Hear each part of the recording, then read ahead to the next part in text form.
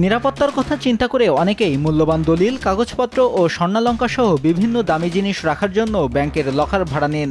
নির্ধারিত ফি দিয়ে ফর্ম পূরণ করে নির্দিষ্ট লকারে সম্পদ রেখে দেন বছরের পর বছর। প্রতি বছর এই লকারে চার্জ আরোপ করে ব্যাংক। এর সঙ্গে 15% ভ্যাটও দিতে হয় গ্রাহককে। প্রায় সব ব্যাংকে লকার নিতে শুরুতে অ্যাকাউন্ট খুলতে সার্ভিস চার্জ 2000 টাকা দিতে হয়। এর বাইরে ছোট লকারের জন্য বছরে 3 থেকে 5000, মাঝারি 5 থেকে 8000 ও বড় লকারের জন্য 8 থেকে 10,000 টাকা ভাড়া দিতে হয়।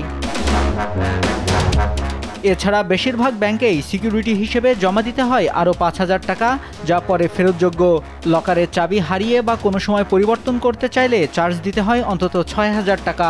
ব্যাংকিং কার্যক্রমের পাশাপাশি এভাবে লকার ভাড়া দিয়ে ব্যাংক প্রচুর টাকা আয় করছে। কিন্তু লকারে রাখা সম্পদ হারিয়ে গেলে বা নষ্ট হলে গ্রাহকদের জন্য ব্যাংকের পক্ষ থেকে কোনো আইনি সুরক্ষা নেই।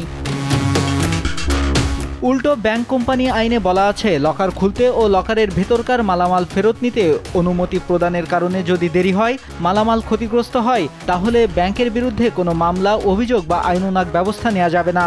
শুধু তাই নয়, লকারে রাখা মালামাল হারিয়ে গেলে বা গায়েব হলে ক্ষতিপূরণ সংক্রান্ত বিষয়ে বাংলাদেশ ব্যাংক থেকেও কোনো নির্দেশনা দেওয়া হয়নি। যদিও লকার ভাড়া নিতে গেলে ব্যাংক সব দায়-দায়িত্ব নেবে বলে গ্রাহকদের আকৃষ্ট করা হয়। এমনকি মৌখিকভাবে প্রতিশ্রুতিও দেওয়া হয় যে লকারে জমাকৃত জিনিস হারিয়ে গেলে বা নষ্ট হলে ব্যাংক সম্পূর্ণ ক্ষতিপূরণ দেবে। সম্প্রতি চট্টগ্রাম ইসলামী ব্যাংক চকবাজার শাখার লকার থেকে গ্রাহকের 1,74,00,000 টাকার মূল্যের 150 ভরি স্বর্ণালঙ্কার গায়েব হওয়াকে কেন্দ্র করে সারা দেশে এ নিয়ে আলোচনা সমালোচনার ঝড় বইছে।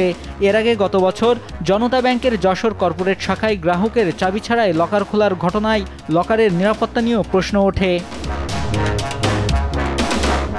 ইসলামী ব্যাংকের চকবাজার শাখার ম্যানেজার জানান, ক্ষতিগ্রস্ত মাঝারি লকারের গ্রাহক ক্ষতিপূরণ হিসেবে পাবেন 2 লাখ টাকা। ইসলামী ব্যাংকের লকারের মালামাল গায়েব হওয়াকে কেন্দ্র করে লকার ভাড়া নেওয়া অন্যান্য ব্যাংকের অনেকেই আতঙ্কিত হয়ে পড়েছেন। অবশ্য অন্যান্য ব্যাংকের কর্মকর্তারা বলছেন, ব্যাংকের লকারে রাখা শত কোটি টাকার সম্পদ বা স্বর্ণালঙ্কার খোয়া গেলেও লকার ব্যবহারকারীরা গ্রাহকের ক্ষতিপূরণ পাবেন মাত্র 3 লাখ টাকা।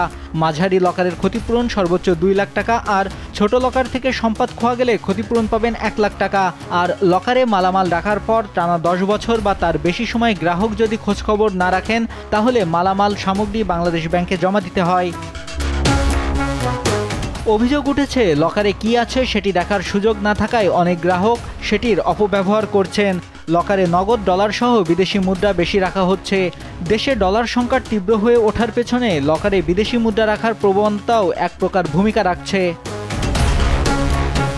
নিউজ ডেস্ক, দেশ টিভি।